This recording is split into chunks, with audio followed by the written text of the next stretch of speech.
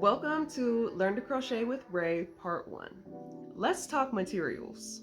I recommend that you go get your materials after you have decided what you want to make.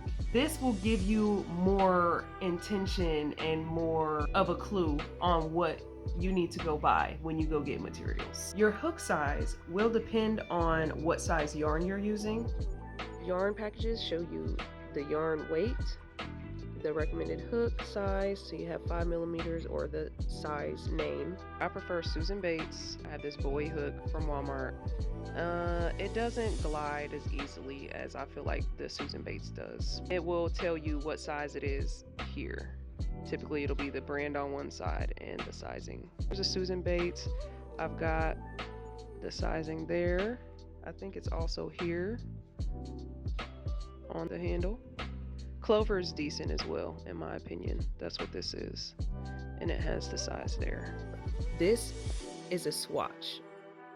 14 rows of 13 single crochet with a 5mm hook should get you a 4x4 swatch. Same information for knitting. Some tell you how many skeins you'll need for a project. I think that's very handy. How many yards you're getting, how much weight, because sometimes it'll say you need X amount of grams of yarn.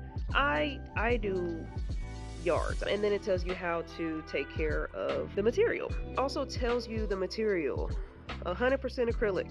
It tells you the color and the dye lot, so you know that you're getting the same one. Not all dye lots turn out the same. It may vary slightly in color. You want to always try and buy enough yarn for your project at the same time, so you get the same dye lot. When it comes to deciding on a tapered or inline hook, it's something that you're just gonna have to figure out. Most people prefer the tapered. Typically your inline is gonna have this sharper end there, and your tapered is gonna have the round end. Look at the necks. Do you see how this neck is skinny? It gets skinnier from about this point up, it gets skinnier. And here, it gets skinnier right here, but the rest of it, it lines up perfectly. That's why it's called an inline, because it's in line with the rest of the hook. While this, if you look at it, is offset just a bit. This applies whether you have a handle or not. These are both inline hooks of the same size.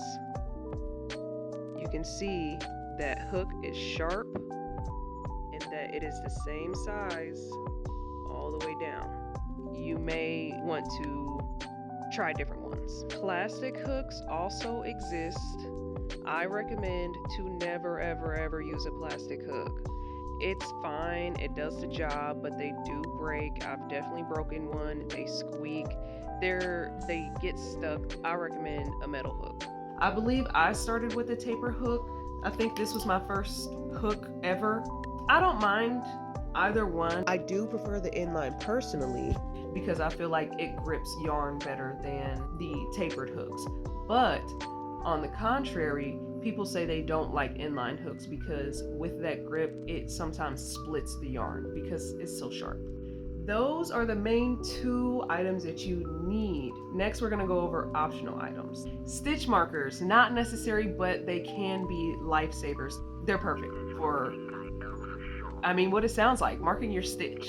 There are several reasons that you may need to do that, but we can get into that later. You wanna make sure for crocheting, you get the kind that can come off, okay? There are some that are just circles. Those are made for knitting, and unless you just like stitch markers, I wouldn't use them because you will not be able to get them off. Now, I have a couple bonus stitch marker brands for you. Okay, if you have this at home, you can mark your stitches. One more bonus, baby scrap yarn. You just cut off a little piece and you tie it on there. A darning needle. You don't need a needle for every project because you don't have to sew every project, but if you are doing a project, and again, this is why I say you want to know what you're making before you go to the store so that you can get everything that you need.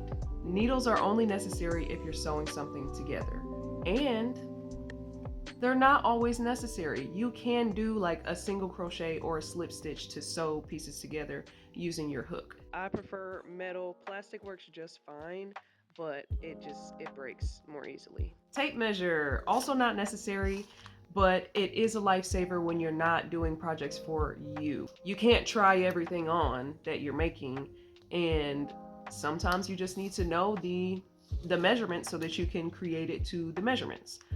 Again, not required, but highly recommended.